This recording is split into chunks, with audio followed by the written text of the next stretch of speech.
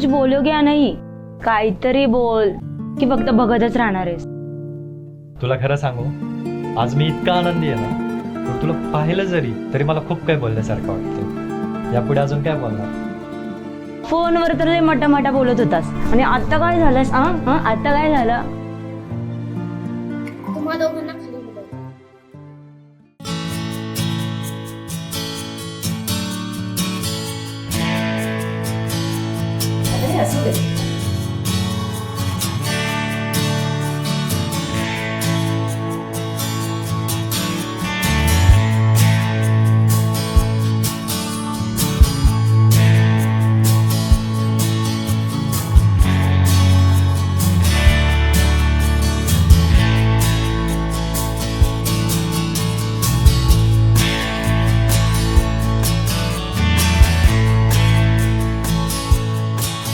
राजेश, एक दिन विनायक घर पे आया तो मैंने रुखसर को पूछा कौन है वो, तो वो बोली हम साथ में लॉ पढ़ते हैं, उसको शीरखुरमा पसंद है ना, इसके लिए वो आया है.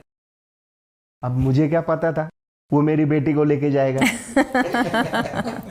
नाही, रुखसारला घेऊन आमच्याकडे पण आला होता बरं का हा. दोघं जण आले, बसले जरा वेळ आणि मग कॉलेजला निघाले. जाताना ही पोरगी पाया पडली माझ्या. तेव्हाच मला थोडं थोडं जाणवलं होतं. मग मी ह्याला मागच्या मागे बोलून विचारलं, सुनबाईला आता घरी कधी घेऊन येतोस?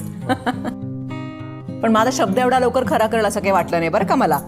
रुखसार भी बोली मेरे को विनायक के बारे में, तब मुझे बहुत टेंशन हुआ. मैंने बोलू की नाही बोलू, बोलू की नाही बोलू.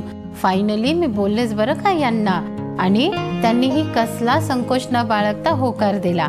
आम्ही दोघेही खुश आहोत रुखसारच्या या निर्णयावरती.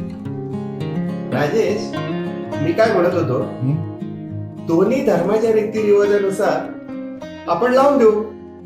क्या लगता है आपको? जा शब्बीर. क्या हुआ? मैंने कुछ गलत बोल दिया क्या? तू तर माझ्या मनातलं बोलला शब्बीर. हाँ, गले लग जा.